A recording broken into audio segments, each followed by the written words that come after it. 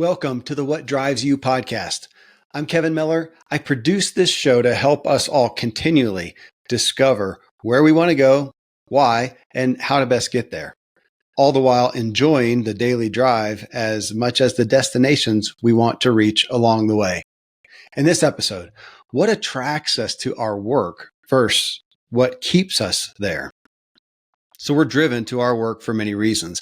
And those reasons that we go into a job, a career, a business, those are what dictate our overall happiness and success. Yet most of us go after it for the wrong reasons often, and we suffer for it.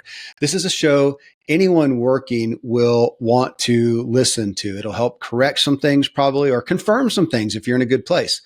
But I'll tell you, I feel it should be a requirement for today's youth, especially. I published this show, honestly, a few years ago on another podcast, and I'm bringing it to you posthumously as my guest is Dan Miller. Dan was one of our foremost career experts and the acclaimed author of the book, 48 Days to the Work and Life You Love, and he had a podcast, 48 Days. In my lifetime, I have hardly spent ever a day in my life working at something I didn't have great fulfillment in. And I have Dan to thank for it. Because long before Dan was a career expert, he was my dad. I'm eternally privileged and grateful. He passed away in January of 2024, this year. So join the discussion as we help you clarify why you are working where you are, doing what you're doing, and how to better fuel your vocational success by getting into alignment with your desires and your motives. As you hear this, you got a comment or a question, let me know. Email me at kmiller@kevinmiller.co. I spent some time this morning, some of my time replying to some of the listeners on recent episodes. It's such a gift. I would be honored to do that with you. Hey, what drives you becomes your reality. Let's create a better reality right here and now. Drive with me a moment to consider what's attracting you to your work and what's going to keep you there or not. All right, Dad. Well, unpacking motives in job, business, vocation. What do you refer to when we're talking about our work? What's your leading term these days? Well, it is work, but I give that a broader meaning than what a lot of people give it, where they just assume, how do you make money? Yeah. To me, work has a much deeper meaning than that. So it's... There's a great lead in right there. So number one, unhealthy, errant, unproductive motive. And maybe that's not even fair to say that, but the motive that we often go into life with. So we come out of our home and our upbringing, school and yada, yada. And then it's, time to go support ourselves and we go get a job. I mean, the vast majority, even if we look at the percentage of people in America, in the world, whatever, how many employees, how many, have a business or entrepreneurs, I assume that the vast majority start off with a job of some sort. So we go into that and you just said it, money is primarily that initial motive. That's the reason. Why are you getting a job? That's why. And would you say that is, okay, that's valid. That's a good motivator. Or would you say that, man, that's what's derailing so many of us so quickly? Well, it is. I think you're right on that assumption. It derails a whole lot of people. I remember working with the guy one time.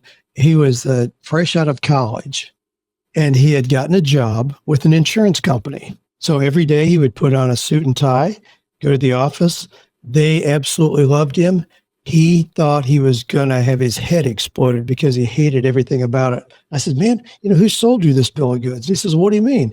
I thought that's what you do. He said, I prolonged going to college for 7 years because I knew I was going to one day be confronted with the reality that I had to quit having fun and go get a job. And I said, who sold you this bill of goods, man? I said, what'd you do in college? Well, gee, I snowboarded and did all these things. Well, worked with him, and he actually went to Boulder, Colorado, near where you are, and he was designing snowboards. So this dude could be coming down, at 2 a.m. on a moonlit night, down off the hill on a snowboard. And it was such a relief and such a revelation for him to think that he could do something that productively generated income for himself that wasn't miserable. Yeah. He thought it came one and the same. Work means you have to Be responsible, do something you hate so you create an income. Wow, that's a really short-sighted path for so many people.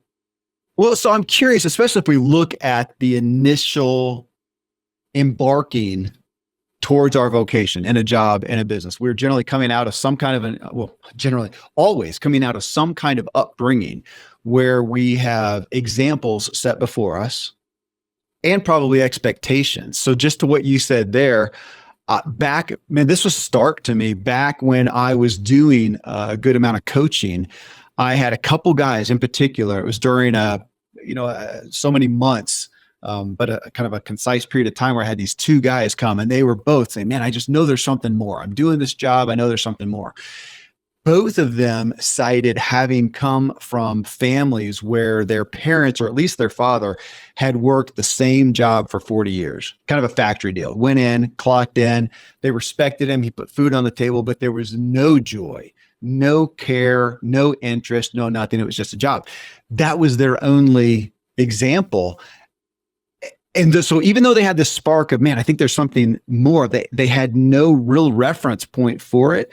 And I'll tell you, I felt incompetent. And I realized at the time, I don't need to work with people like this. I didn't have a connection point with them to help them kind of think beyond that. So when you talk about that example, I mean, I wonder what that guy, what it is, was that the example that he had set before him, that work is just this thing you go slog out for a buck? Yeah, it was. So again, it was a family pattern. And we see that a lot. We see where people pursue things. If mom was a teacher, you're likely to be a teacher. If she was a nurse. If dad worked at a factory, we see those generational kind of expectations. Today, where people are, it really is a blessing in many ways, because when I talk to high school kids today, a lot of them can't describe what their mom and dad do. It's not as clear. They go do this. So the kind of work that we have today is much harder to describe. What that means is kids are coming into the workplace then with more of a clean slate. So they have more options.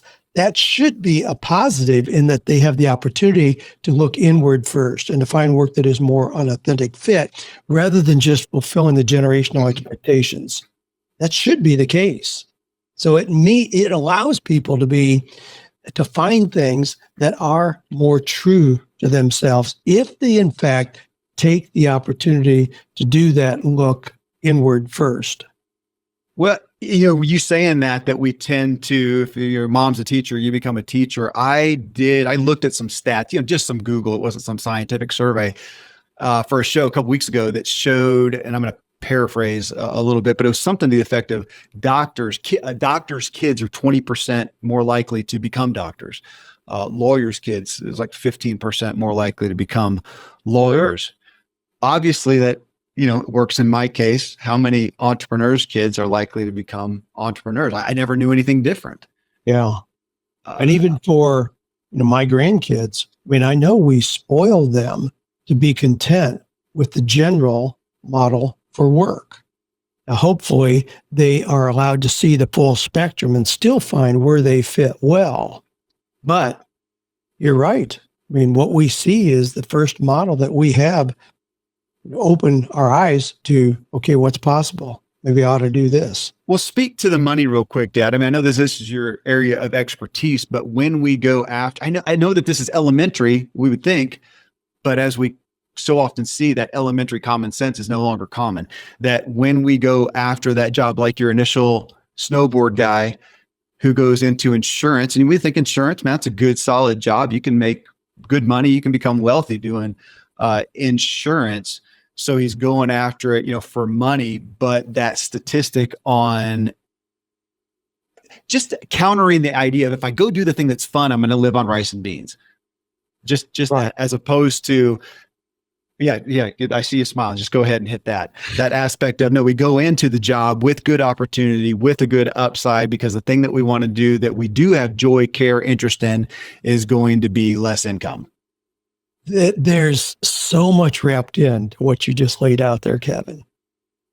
A lot of us have theological background that makes us expect that work is going to be something distasteful. Right. They pull out that early scripture in Genesis where God says, hey, because of this, work is going to be a pain in the neck. You're going to earn your living by the sweat of your brow. Mhm. Well, they don't realize that 3 chapters later, God removed that curse, but somehow we get wrapped up in that. And people, even who are not real faith-based, somehow still have the assumption that work is just a bitter pill. The whole goal is to figure out a way in your life so you don't have to work. Thus, work, the meaning of work implies something negative that I don't want to do. Yeah. That's a horrendous overview of work. Work is the most fulfilling, joyful, meaningful spending of our time we could possibly come up with if it's done in the right way. And when we find people who enjoy their work, retirement loses its appeal. Retirement in our culture implies as soon as I can quit this stinking thing that I do called work and do what I really want to do, then life will be wonderful. What a novel thought. What if you figured out how to do what you really enjoy doing, and it addresses the integration of your talent, your passion, and generates money? You don't want to quit that. You don't want to figure out how to stop doing that. You want to continue doing that. That's why we see people who move into their 80s and 90s who continue to work long after they need any money generation, but they're doing something that gives them purpose and meaning. Can we say the stats line up? I'd like them to. It would help this argument to say that those who do enjoy, who are in work that they enjoy, care about, have a passion for, find purpose in, make more money. Oh, yeah. Oh, yeah. And that's the irony of what you alluded to a little bit earlier. People assume, well, yeah, I really enjoy music or art or snowboarding or biking. But if I did that, then my family would have to live on beans and rice. We'd always be poor. But it doesn't work that way. When people move into something, that's why I would rather help somebody grow dandelions if that's what they're passionate about, than to try to talk them into being a computer programmer because we know there are good jobs there. Right. They're more likely to make money growing dandelions if that's their passion. And I have here on the wall right in front of me, Kevin, this painting. I know you've seen it, but done by a young man who came to me as a pastor. And he was doing something that he saw as very godly, but he was miserable and knew that. He was frustrated. Came to me. He was eking out a living. They were paying him peanuts, as they do beginning pastors. He was working as a night clerk at a hotel during the week just to try to keep the lights on in his house. And I said, why are you doing this? And he was really taken back. He was like, well, this is the most godly thing anybody could do. I said, no, it's not. You're an imposter. You're trying to be something you're not. What is it that when you're doing it, you really come alive? Wait, can I answer that? Can I answer that? I know the story. Okay, Painting. yes. Painting. Yes. Absolutely. Love the story. He said he'd go into a room in his house, lock the door, put on Beethoven or Mozart, and he would paint. But how are you going to do that? I mean, what do we know about artists? Starving artists. So we have that kind of slogan out there. If you're going to do art, you're going to starve. No, if that's your passion, then do it with excellence. And today, of course, he makes, 10 times the money he ever dreamed of making as a pastor, well known as an artist, and does amazing art, real abstract pieces that are always music themed. That's the thrill of moving into something where it addresses, where it embraces your passion, not, okay, I'm going to keep my passion for something I try to squeeze in a weekend because that's my hobby, but then I have to do something I dislike. And the irony is a lot of people are concerned that they're going to destroy the enjoyment of their hobby if they allow that to become a source of their income. Man, I'll never forget when we moved out here to Colorado in the mountains. I had somebody at some point say, man, I adore it out there as well, but I don't ever want to move out there because I'm afraid it would take off the joy of that. So I'm going to live here where it sucks and just come out and visit it and have that highlight instead of actually living there because it might dilute my joy, which, I get to some degree, man. That's a poor perspective. You mentioned the starving artist, and not that we have to go down that road, but the thing that does occur to me when people say that is here they are doing their whatever job, usually as an employee, they go over here and try to make it as an artist. And the problem is not their art and having to live on beans and rice, because the problem is that they just became a business owner and they suck at that and they never laid that out. If they would understand that. Now, you're not a starving artist, aren't starving artists because there's not money and opportunity in art. It's because now you're a business owner and you got to take that into account, which is why I think we see some of the best artists ever never come out with their art because they never figured out that if I'm doing this now, I am a business person and I've got to learn business. Well, and that's true, whether it's art or speaking or coaching or having a yard business or a pool service. Yeah, you have to move beyond just the thing that you most enjoy doing and recognizing, it's like with coaches. We want to teach coaches both the psychodynamics of coaching and the business of coaching. Yeah. So if you're going to move into what you most enjoy, if it's riding bikes or mowing yards, then what is the economic model? Because I talk often about a three-legged stool that has to blend talent, passion, and money. Yeah. If you have talent and passion, no money, you have a hobby. I mean, we have a lot of people in Nashville, Tennessee who are really gifted musicians. They really are. They're passionate about it. They're very talented, and they live in cardboard boxes under bridges because they've never figured out how to create an economic model.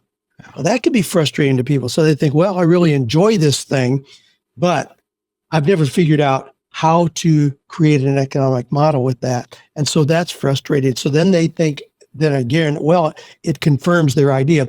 Well, I need to do something that I don't enjoy, but at least it generates money. No. How can we be creative? It's like with me being an author. We know that 95% of authors in America never make more than $40,000 a year. Well, that should be pretty discouraging to anybody who has any kind of financial goals at all. But to me, it wasn't. I immediately asked myself, how difficult could it be to put myself in the 5% of authors? I simply look at authors, see what they're doing, and do things they're not willing to do. And it very quickly opened up the opportunities where I could step into that 5% of authors who make more than $40,000 a year. Yeah, you hit on a bunch of things there, that the talent and passion, and then having a financial model. When we look at business, I mean, I don't think this will surprise you, but it's a continuing revelation of mine that I don't enjoy business in and of itself. I don't enjoy talking about business. I don't enjoy business growth, because I know some people who do. A lot of millionaires who love business and they're really good at business. I don't. I don't know if I should say it this far, but to some degree, it's a necessary evil. But I've got to figure out how to do that, to manage that, to accommodate that, so I can do the thing that I am passionate about, the thing that I have talent in, which I am doing today. But the business side is difficult. And I just want people to hear that. I think sometimes they think that they have to be this business whiz and then love business. No, but you do have to address it. And for me, that means delegating. That means hiring people and paying people to do those things, to keep track of the finances, to coach me in areas. And really, even beyond coaching these days, I'm just trying to find somebody who'll just do it. Just take that and do that part so I can stick doing with what I do. But I am not a great, Terry told me that. My wife told me that one time. She said, honey, you're this, heralded businessman. You're not really good with business. I said, you're darn straight. Don't tell anybody. But you're right. I don't enjoy that part of it, but it has to be done so that I can, as Seth Godin would say, get my art out. But there's a process by which you can do what you just described. And I think it bears leaning into it a little bit more. We do have to handle that in some way. But in Michael Hyatt's book, Free to Focus, he talks about these different levels of how you can take your business. I can take my business, just small businesses, and we can identify how we spend our time. There are going to be things in which we are incompetent. Refilling the toner. I just had the light come on my printer. Toner needs to be replaced. I can do that, but it's certainly not something I want to spend all the time doing. Then there are things where you are competent. Yeah, you can do it, but you could probably have somebody else do that equally as well. Things where you're excellent. All right, now we're moving into things that are a little more unique, things that keep the cash flow coming in, and a lot of people get trapped there. What we look for, though, what is your unique ability, or what I like to call your zone of genius, things that only Kevin Miller can do? That's where you want to spend your time. And then, so you identify those 4 areas of activities. The incompetent things, you want to eliminate those, somehow get those off your plate. The ones where you're competent, you want to delegate those. The ones where you're excellent, systematize those. And then the ones where your unique ability, you expand. So that's a great model to give us the comfort of knowing, okay, so I'm not great at accounting, at handling some of the details, at establishing what new software we need to use or whatever it is. I can systematize or delegate those things. So once I understand myself well enough, I can still have a fully functioning business by having people around me whose skills supersede my own in those areas. Yeah, so I can focus on what I do well, even if it's not the mechanics of business itself. Now you said that, and we're talking about business, though, to those who are employees and are or want to be employees to some degree. I mean, that was or at least part of the message of Tim Ferriss's 4-hour work week from so long ago, was that even as an employee, what can you do to offload, delegate, whatever, get yourself out of those things that other people can do that you're, as you said, competent or incompetent in, and just stay in that zone of genius. Now, I can't say I have experience on actually doing that, and especially in the way that he formulated that, but I appreciate the standpoint. And I know that you have had people that you have coached in an employee situation who were dissatisfied, who felt cramped in that, and you helped them go to their employer with a plan of saying, hey, how about this, with incredible results. Yes, absolutely. Oh my gosh. I've got some really glaring examples. Guy who was a TV marketing executive and really well thought of, just a super guy.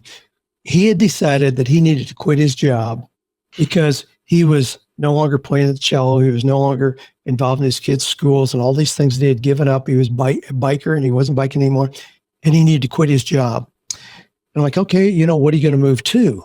Well, there wasn't anything that was really clear. My proposal was, instead of him working the 100 hours a week that he was working currently, that he go to his boss and say, look, things have gotten really out of hand here. I'm not in my area of excellence any longer. Let me do just what I do really well for 40 hours a week, and let's get these other things off my plate. His boss says, I wondered when you were going to cry uncle.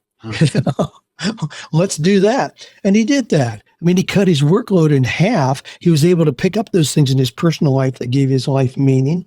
And he realized he was in the perfect position. He didn't need to leave that. I've run into the same thing with, cardiologists and anesthesiologists, high-level medical people who have just allowed themselves to say yes to so much. Yeah.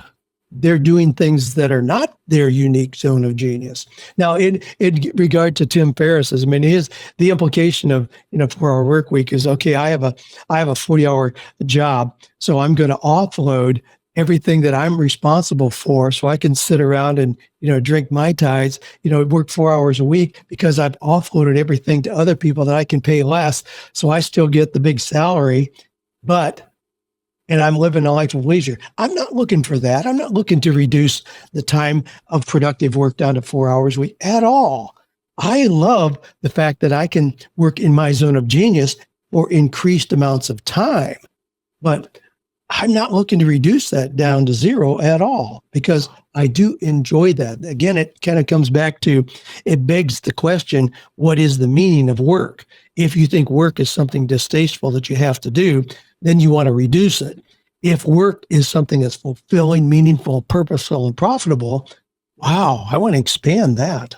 That's I can't measure the value that I daily have of knowing that I'm going to wake up in the morning and be looking forward to my work. It grieves me to know that so many, we know the majority are not. It's the necessarily evil. And like you've talked about for decades, that we have more suicides or heart attacks or both on Mondays or Sunday nights, which is tragic. Going to this motive again with job, we've hit it some, but I just want to elevate it or lay it out there, the expectations. What are the expectations? And obviously money is a primary one, but what are the expectations? We talked a little bit about our upbringing. So a lot of people had parents or parental figures that brought them up that had expectations of what they would do going forward in a job, or they may have just developed those expectations themselves based on something they've been exposed to or whatnot. But again, as a primary motive of why are you doing this job, I think so often we just have these expectations that we haven't unpacked, which of course is so much of my point here at Motive, to go, okay, this is, if you ask the expectation laid out, to go, why do you have that? Is that something you authentically feel, desire, resonate with, agree with inside of yourself? Or is that just some expectation you got from wherever it is? And maybe it's not so important where it came from, but to audit, why do we go, the fact that we are going into so many jobs, vocational pursuits, just because of expectations that we haven't unpacked, we haven't taken ownership of. Well, Meatloaf had a song years ago where it talked about essentially we look at life in the rearview mirror. And that's the way people look at their work a lot of times. They get out of school. Gee, you got to agree to get out here and get a job. They get a job. They go to college. Okay, you need to do something in line with your major. They get a job. And all of a sudden they look up and it's 30 years later and they're like, why am I doing what I'm doing? Yeah. So they look at their work in retrospect rather than having a clear sense of what they're moving to. And then they hit that point where they come to work with me and they're looking at what they're coming from. Gee, all the negative, painful things about what they're coming from. So it just means that to put ourselves in the driver's seat, we need to do a little bit of introspection, a little bit of planning, understanding how we are wired uniquely, what our unique skills and abilities are, our personality tendencies, our values, dreams, and passions. From those, we get a clear focus that we can really put ourselves in the driver's seat for, okay, what work, what kind of environment, kind of work model fits me well and would allow me to thrive and be my best. It's very doable. These things are not so elusive that we have to just hope that we get the road to Damascus kind of experience for enlightenment or go sit in the middle of a desert for a month and hope for the lightning bolt. No, it's a process. You can do this. Anybody can do this and walk through to have more clarity and more fulfillment in what they're doing.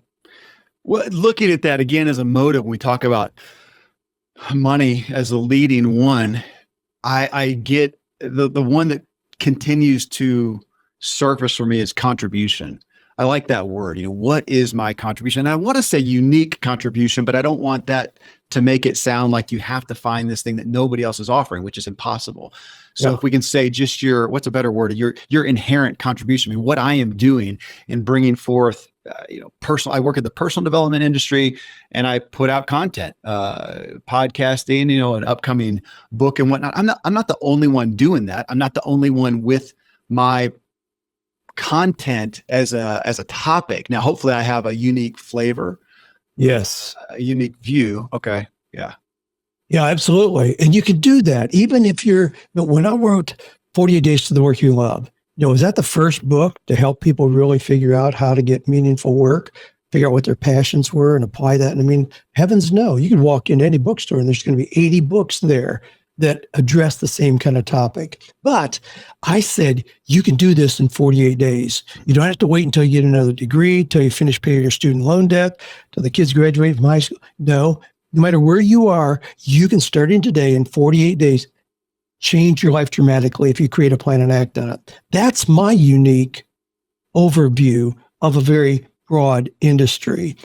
Now, it doesn't have to be that. I mean, that was me, but anybody can do that. So you do have to find, what do you bring to the table that makes you the go-to person for something? Otherwise, you'll get lost in the sea of sameness. But it doesn't have to be something never before revealed. Nobody ever has talked about this before. No, well, you were joking about it earlier. The next book that says the 7 never heard secrets on whatever. Dude, that does not exist. And unless you just found an archaeological dig of something unique, it doesn't exist. Yep.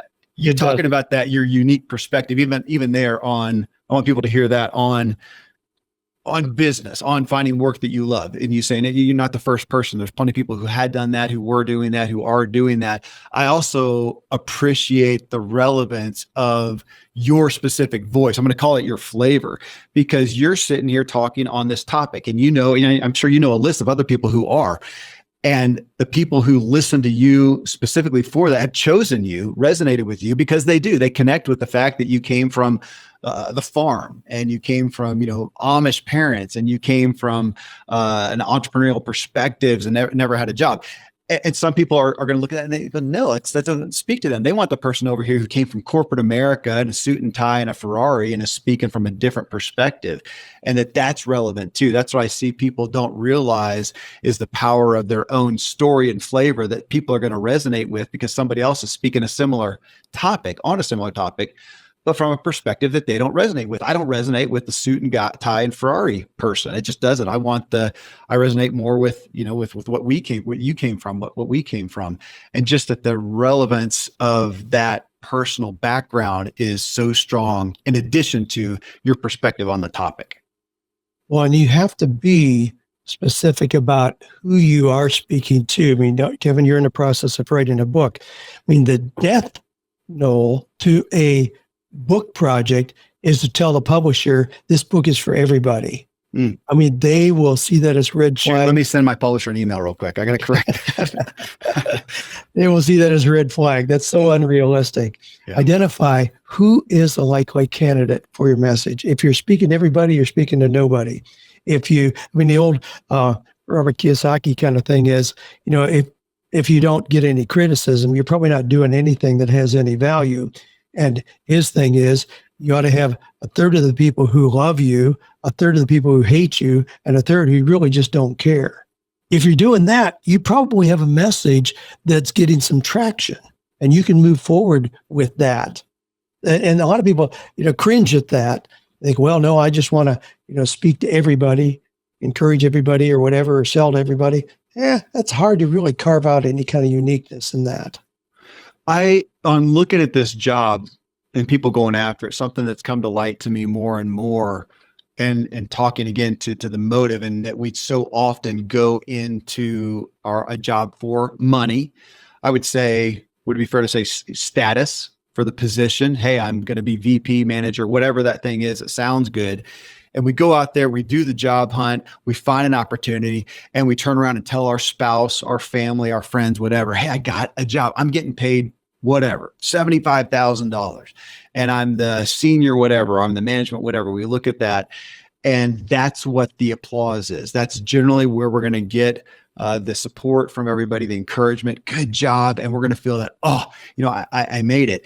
And yet 60, how often does this happen? I'm going to say 60 days. You may say it's, less than that or whatnot, but how often do we find ourselves then into that job weeks, months later, absolutely discouraged because the commute, because the boss, because of the coworkers, because of the office with no windows, because of all these things that we so seldom audit before we go into a position. And again, we're looking at the money, the title, the opportunity, the benefits, the company car, whatever it may be. And we don't look at the reality of the day-to-day life. So I found myself telling my kids that, look, where are you going to be working? Where are you going to be sitting? Who are you sitting next to? Who are you going to be answering to for the most part? What's your office chair look like? And all these things that, as you know, you can take the fanciest job, the biggest salary, and it'll be wrecked. And who cares 6 months from now if all those things are set aside? So again, looking at that motive, what's our reason for going after that and letting that money and title, is that fair to say, be those paramount without auditing the rest of what is the reality of work going to look like? And there's where we get the Dilbert comics and the Office sitcoms and whatnot. Well, fortunately, we have so many options today. In the old days, if you're defined by where you live and who your parents are and what kind of school you went to, those things just are non-relevant issues for the most part today. We have so many options to be so specific in what we do. We can choose. And if somebody's even if you're looking for a traditional job, do a good job search. In today's environment, you ought to have 4 or 5 job offers in a very short period of time. Then you can choose which one really fits me best. Which one do I really care about? So if you find yourself in a position where, gee, I dread the drive, I'm not crazy about the people I'm working with. And I was in a place yesterday, a little tropical cafe place that I like to eat. They have great veggie sandwiches, and they have signs everywhere and applications laying out on the counter. The guy who owns it was there and one gal working with him. They were overwhelmed with people on the line for smoothies and inside. And the guy was, gruff and just blunt with me, even as a customer. And I thought, well, it's pretty clear why you're trying to find people to work with. Nobody's going to want to work with you, dude. But some of those things seem to be so self-obvious, whether you're wanting people to work with you or you to work with somebody else. Your personality, your peace of mind, the gentle spirit that you bring to something can open doors that far surpass any kind of skills or credentials you might have. But there's so many options. It just makes me cringe when people complain about what it is they're doing, whether it's their own business they've created or a job that they have. It's like, really? Well, let's not be doing this 48 days from now. Let's figure out a way to change this. And I want to pluck out some of the specifics around business, those who decide I want to go into business for myself, become an entrepreneur. But before that, just again, looking at the initial vocation, job, whatever that most people go into, lay out, just because I want to make it blatant, and I'll put it in the show notes, lay out what are the, if I can call them, healthy motives. Because when I first thought of that, I thought, what are you interested in? What are you curious about? What do you have expertise or experience in as some of those things? But what would you give somebody, let's say a younger kid or somebody just going in and say, look, here's the filter of the relevant reasons why you would want to pick a certain job, career track, or whatnot. We know that the primary motivation for most people early in the game, at least, is how can I make money? And that's such a short-circuited kind of approach because money is a byproduct. I mean, you and I are in this space, information technology, writing, speaking, coaching, whatever, where it seems to be a little elusive. I never approach something by first calculating, okay, I want to make this much money. So now how can I back into that to make that happen? I first look at what is it that I can do that has unique value for people. So the easiest kind of overlay of this is, you want to make $1 million? Tell me how you're going to help 1 million people. That's the easiest way to look at it. Contribute back to that contribution. Yeah. So ask yourself, what is it that I can do that really has value for other people? How can I help other people? Now, that doesn't have to be some grandiose, change the world kind of thing. I mean, my yard guys were here this morning. I love these guys. They are amazing at seeing things that need to be done. I don't have to micromanage them and tell them, gee, I want you to blow the leaves off the driveway. Boom, it's done. If there are weeds coming up somewhere, it's done. They are so good at doing that. I love the service they provide, and I'm happy to write that check every month because of what they're doing. So that may not seem like it's and they're not entrepreneurs, they're employees, but they know that if they do good work that makes Dan Miller happy, they're going to get paid in a way that they've agreed to, and maybe have some new opportunities come along as a result of that. So you have to come down to that. What is it that I can do that would have value for somebody? Start with that. And then you ought to be able to come up with 20 possibilities. What would that look like? Could you find a job? If so, in what industry would you be excited? What kind of people do you want to be around? Are you more interested in working with people or with ideas? You can be introverted, outgoing, no right or wrong, good or bad, but you ought to be able to have these indicators that help you see this is where I'm going to thrive. So it's that inward look again, skills and abilities, personality tendencies, values, dreams, passions. That ought to give you a clear focus. And I consider that to be 85% of the process. 85% of the process of having the confidence that you're going in the right direction in your career or business comes from looking inward first. 15% is the application. Knowing what I know about myself, what are the kind of businesses, the kind of jobs where I could thrive and blend what I know about myself? 15%. But a lot of people jump to that too quickly, and they don't take the internal look first. And thus 6 months later, they're, as you described, they're frustrated, wondering, why did I do this? You said, I love that perspective. Our question, do I want to work with people or ideas? Because I could hear people saying that, well, gosh, you can't say not people, but that would be me. If you want me to flourish, let me go into a room by myself and work on an idea. I'm not the one to collaborate and work with other people. It's not my skill set. And I hope that's freeing for a lot of people to hear, but I'm very well aware of that. To put me in an arena where, like the cubicle office where everybody's talking and chatting, whatever, I won't get anything done. I'm a distraction waiting to happen. Put me somewhere where I can focus, give me an idea to chew on. That's where I'm great. So it's not with people. I think that's probably sounds bad to some folks, but man, I'm grateful that you laid that out. Well, let's push into that a little bit, because I know you speak to a lot of people who really are more entrepreneurial. They'd like to be in that space, but there's an assumption that if I want to have my own business, then I have to be that outgoing, gregarious, opinionated, high pressure salesperson kind of guy, just go after it. No, you don't. In today's environment, you can be introverted, soft-spirited, shy, behind the scenes, not wanting to be around people, you can have a $200,000 a year business in a heartbeat because you can structure to fit what you know about yourself. Let's take an example.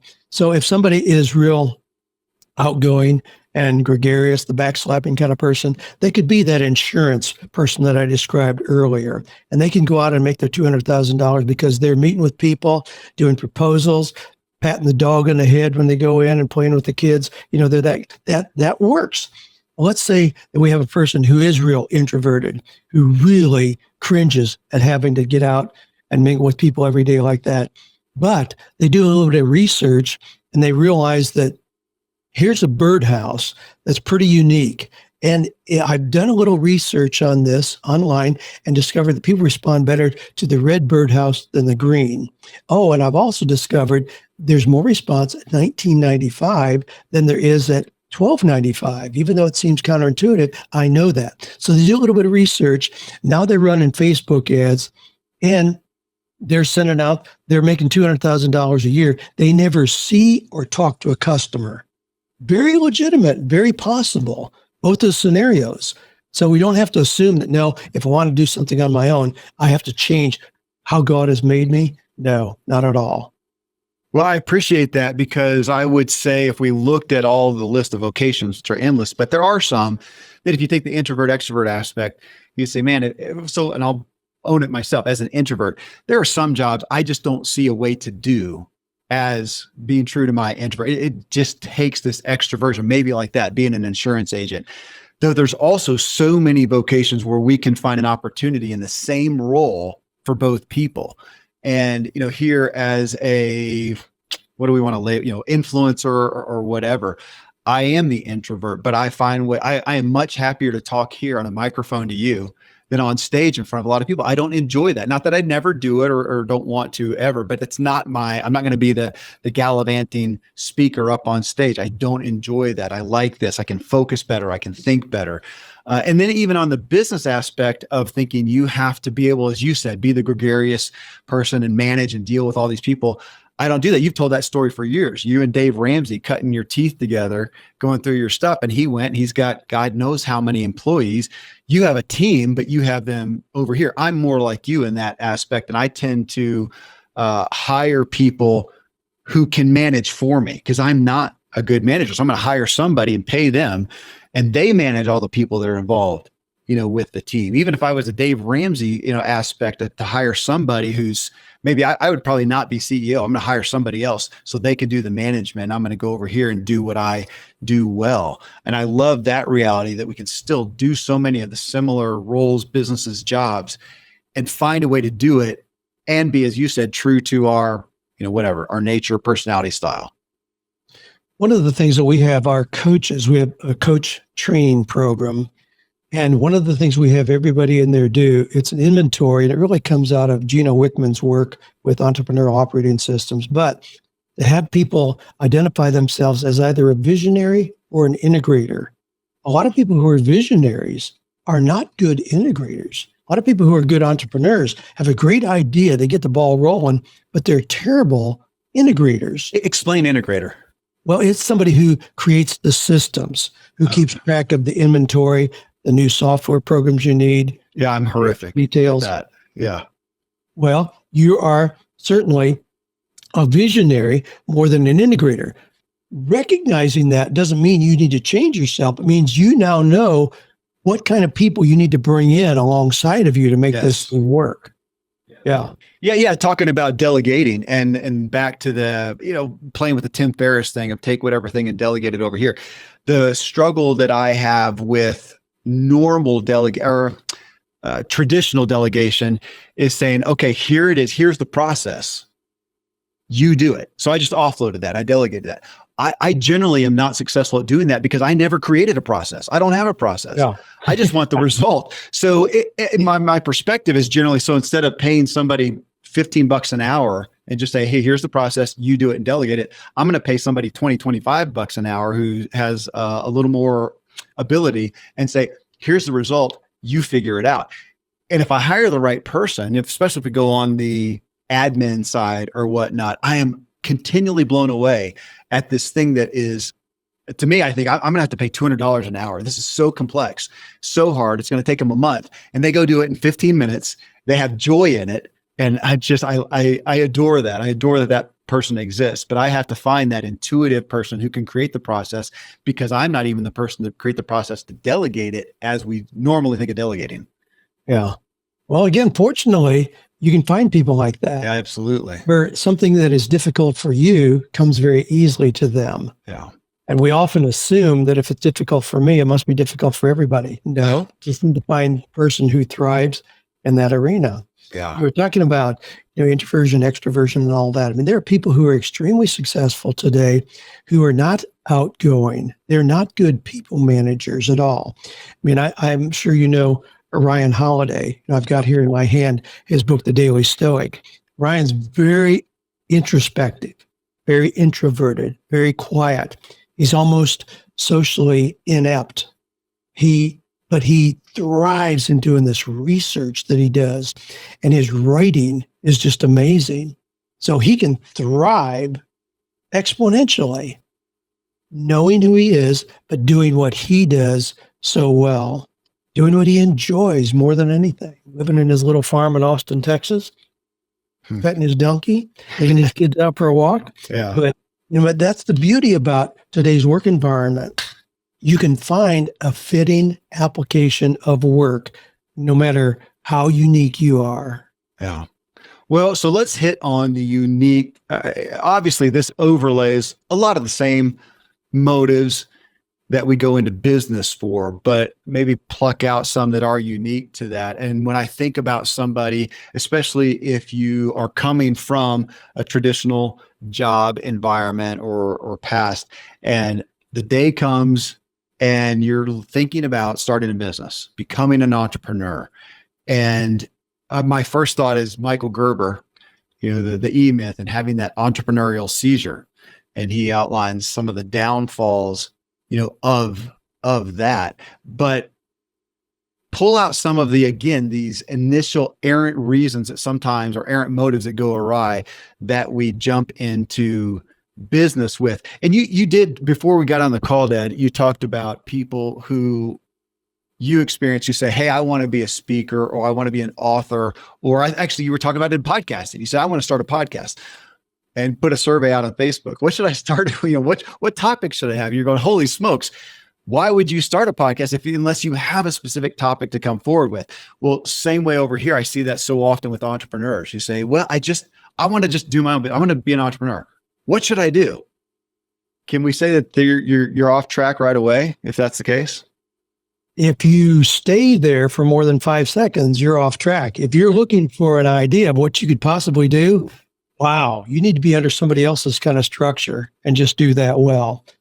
So if we go with podcasting, when I started podcasting, there were about 30,000 podcasts. Today, as you know, there's over 1 million. There's a lot of competition there. And there are a lot of people. And of course, we know the average podcast has 7 episodes, which means they try it for less than 2 months. Gee, nobody's listening. How can I get an audience? And a lot of them come into that thinking, well, podcasting is hot. I know what Tim Ferriss is doing, and Joe Rogan, and Kevin Miller. I know what they're doing. I'm going to do that. And then they are going to pull something out of the air. Gee, what topic should I talk about? That's a recipe for disaster. Do you have a podcast? You write a book, not because you don't want to have a podcast already. You write a book because you have a message you cannot contain. You are that passionate about a message. Same thing with podcasting. So if you have that already, a clear focus, then it's easy. The logistics aren't that challenging to go ahead and choose what it is you're going to talk about. But that's the thing. There ought to be all kinds of indicators about what business would be a good fit for you, because it's an extension of something you already enjoy and know about. Same thing with podcasting or writing a book. Well, so if we look at some of those reasons that people go, what would you say are the top ones? Because the first things that I think about, and some of this is my own bias, is you go into business because you think you can make more money, which we would agree with, that there is more wealth. I mean, you probably know some stat on, the majority of millionaires or wealthy, what's the percentage of them that are business owners? Oh, high percentage. The work there that's most significant is still Thomas Stanley's Okay. Millionaire Next Door, The Millionaire Mind. He's got a lot of stats. The people who are doing their own thing, the people who are wealthy, such a big percentage of them are doing something that they just are purely passionate about. Okay. So business and wealth. And I would think another leading motive is autonomy. I witnessed that from, with you, and I don't think I took that on. I think it just happened to be my personality as well. I really struggle under somebody else's structure. I get frustrated, and as you know, I had, a real job for 2 years in the mortgage industry. And it's probably the best setup that I could have in a job with autonomy and the ability to create and to do the things that I do well. And yet still in that, I was really dissatisfied and wanted to do my own thing. So autonomy is another one, but wealth and autonomy. If we go back to Michael Gerber, who wrote the E-Myth 30 years ago, I think it's the E-Myth Revisited now. And talked about that entrepreneurial seizure of somebody who says, man, I'm doing this job for this company. I could go do it myself and make more money, have more autonomy, yada, yada. And again, from a motive standpoint, I don't want to say those are wrong or unhealthy, but of course we see a lot of people go into business for those reasons that then fall on their face because going back, they haven't found that thing that they really care to come out and contribute to the marketplace. Is that fair? Yeah, that's fair. There are a lot of people in today's environment, especially in light of what's happened like the last year, people who today are what we call accidental entrepreneurs. They never really intended to be, but they're tired of being vulnerable to changing corporate policies or being laid off, 3 times in 2 years and all that. So they kind of back into it as a last resort. That's a tough kind of starting point. On the flip side, a lot of people go into being an entrepreneur, doing something on their own because they want more time freedom and more open-ended income, which are legitimate reasons.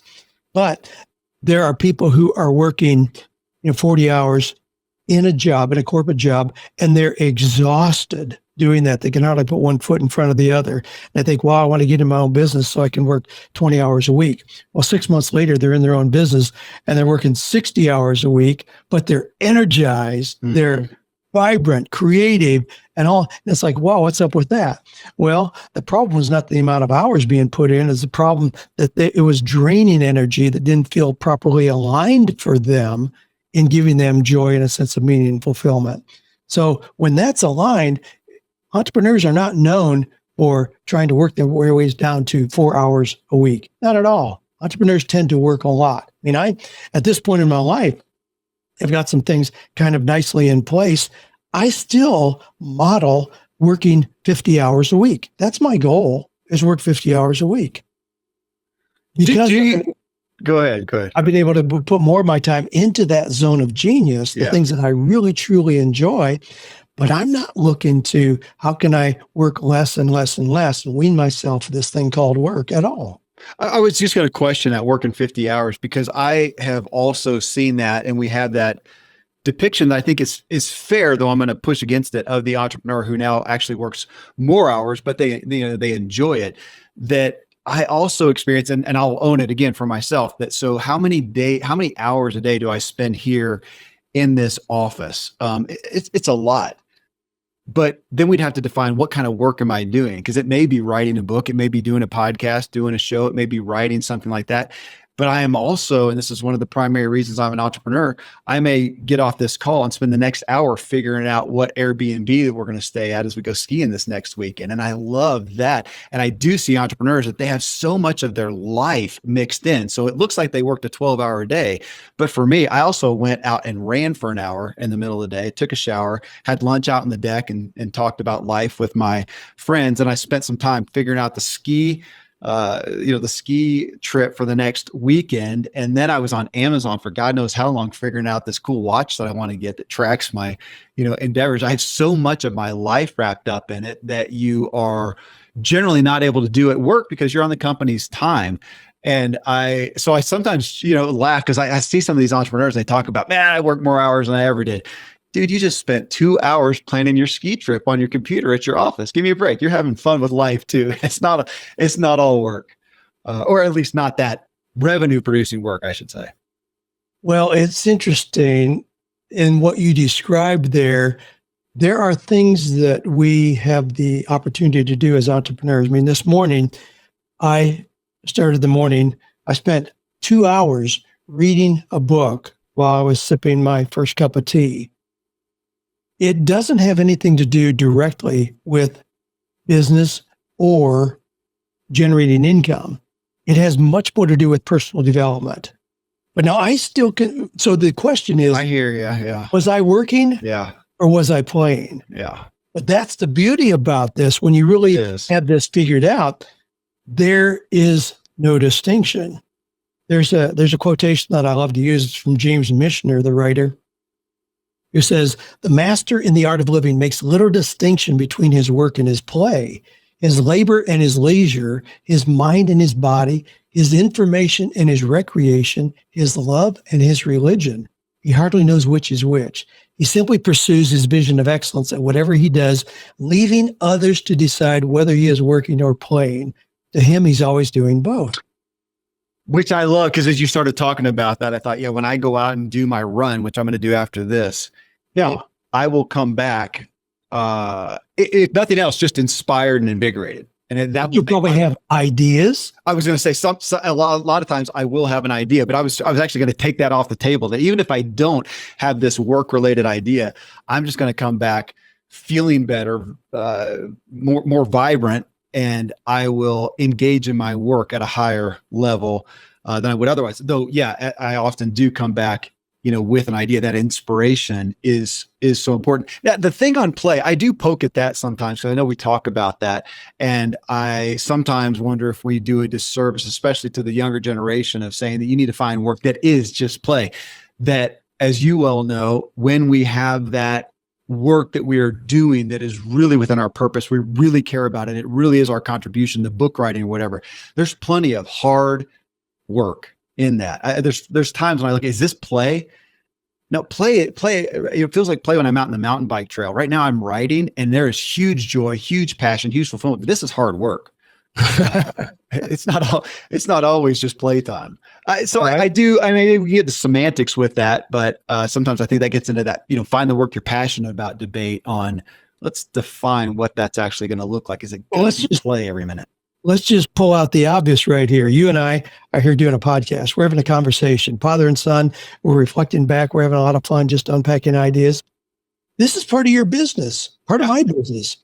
You get ad sponsors that pay a whole lot of money to have exposure in your podcast like this. They're inserted into that.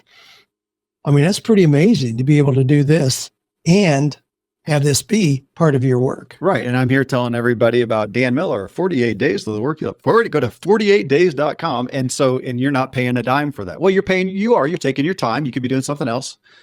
So it's a transaction. You're right. And this aspect of my work is more play. This is what I enjoy. This is play. Now I'm going to sit down, and I don't know if the writing, I would say, is even hard work. I have a hard time focusing. So I have to discipline myself to cut out the distraction. And sometimes that's difficult for me. But once I get into the writing, it is joy. But there's plenty of things of, as much as I can delegate, man, you still have to, provide something to the CPA. I haven't figured out how to get them to do 100%. And that I don't enjoy. Figuring out how to get somebody else doing a task that needs to be delegated off my plate. There's plenty in there that I look at, oh man, it's hard work. And sometimes I get decision fatigue. I think a lot of people struggle with that. I think you get used to it as an entrepreneur, but I find that sometimes, and I have to watch that I don't take up all my decision-making activity in my work. So I have nothing left when I get home.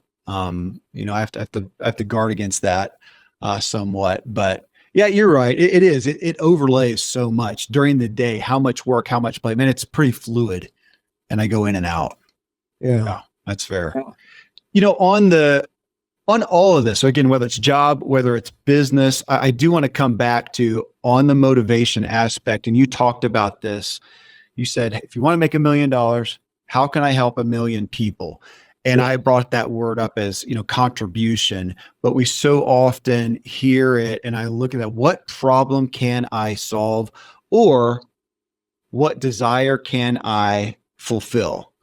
Now I put those out there. I think for me, business generally resides, any product, any service, anything that we're doing generally resides in those, and we can play and play with it. But I think there's some industries, some products, some services that behoove themselves more to they're fulfilling a desire as a solving a problem. You talked about the guys mowing your yard. Do you look at that as the purchaser, the guy giving over his money and saying, man, I need these guys to come solve a problem, as opposed to I need them to fulfill a desire? Well, it's both, because I don't want my grass to be, knee high and weeds to be in the flower beds. So you could frame that as a problem, but it's a pretty pleasant one to solve that in my eyes.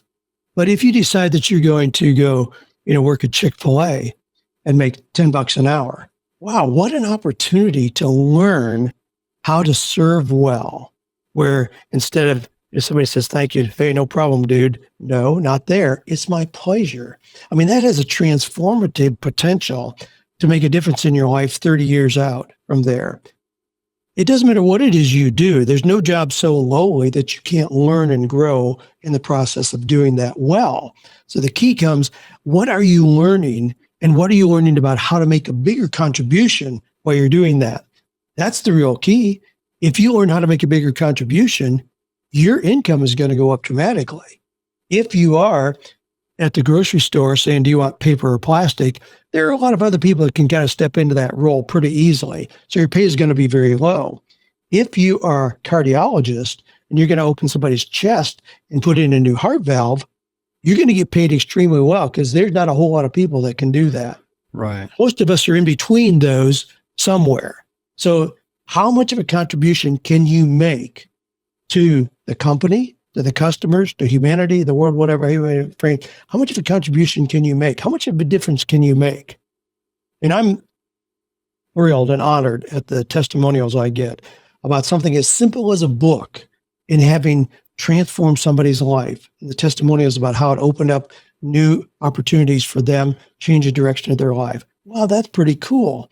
Now, that's just a $20 book, but those things spread.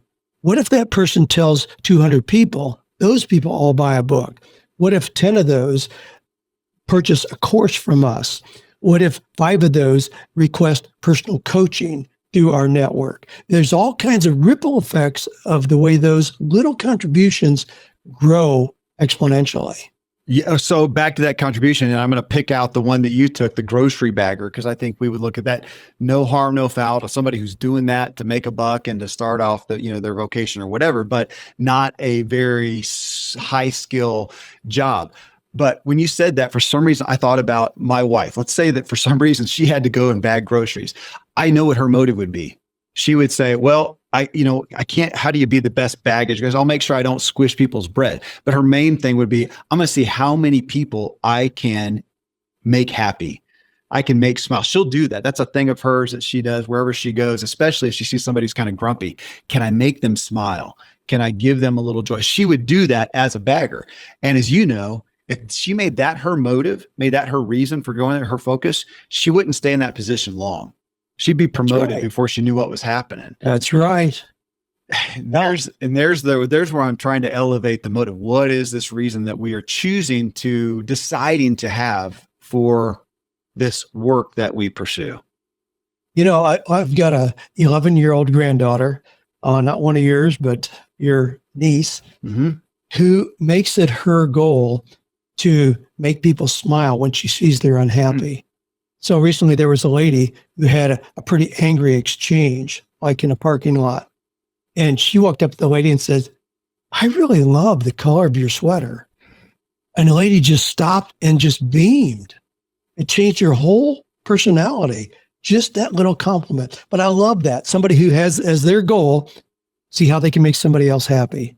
That's going to open doors of opportunity, and you won't be stuck at the bottom of the barrel. Well, and even talking about the employee standpoint, and I want people to hear this, especially that this younger generation, because I have kids, who are now in their early 20s, and as they go out, and some of them are doing jobs to say, and they're looking at how can I stand out there to say, can you go? It's so unheard of. Can you go into that job application, into that interview with a perspective of what can you do for that company? What can you uniquely offer? Nobody's going to do that. They're going to go in there with the job thing and say, this is how I can fulfill that job to get the position will you pay me?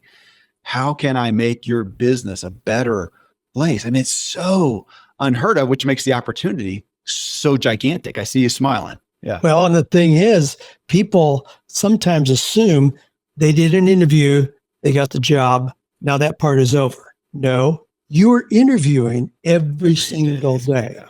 Every day you show up, the company is saying, is this a reasonable trade-off for us to have this person doing this task or service for what we're paying them? So it doesn't end. You're interviewing every day. The same thing is true if you have your own business. You don't just start it. Okay, now it's done. I could just go on easy. No, every day customers are saying, do I want what this person is offering? Is this still uniquely valuable to me?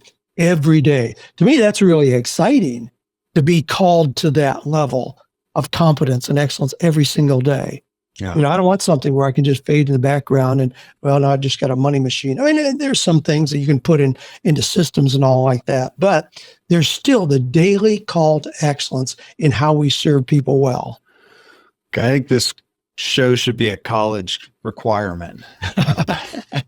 I mean, but really, I mean, I'm so grateful that you gave me the perspective of motive of what are my reasons for the work that I go after that I'm able to impart to my kids. And I see them now doing things that they care about. You see all your grandkids, I think, gravitating towards that, but it's a void out there in the traditional world of most people's upbringing, of education, formal education. And well, that's why we need these messages. Thank you, Dad, for coming on. Oh my. Talking about what you love and what you've helped millions of people find in their lives as motive, healthy motive, joy, passion, purpose in their work. Well, and our time together here is an example of what we're talking about, where we're having fun, we're energized, we're creative, and this goes on, it never ends. It's not to reach a destination. It's a continued process of doing exactly what we're doing here. Yeah. What a privilege. Thanks for the time together. Absolutely. Friends, thanks for joining me on this drive. That is Dan Miller. You can still get lots of benefit from Dan, from his books, 48 Days to the Work and Life You Love. You can find that anywhere. Go to 48days.com and see what they have to offer you there as well. You can catch his old shows on the 48 Days podcast as well. Got a question, a thought, an idea, a comment on what you just heard? Let me know. kmiller@kevinmiller.co is my email address. I hope this episode helps you drive further, and most of all, enjoy the ride. Thanks so much for joining me on this journey. I look forward to meeting you in the Drive Tribe community for ongoing discussions about each episode. You can subscribe to the Drive Drop newsletter for weekly updates. Find it all at kevinmiller.co, along with all our social media and video clips. Until next time, I hope this episode helps you drive further and enjoy the ride.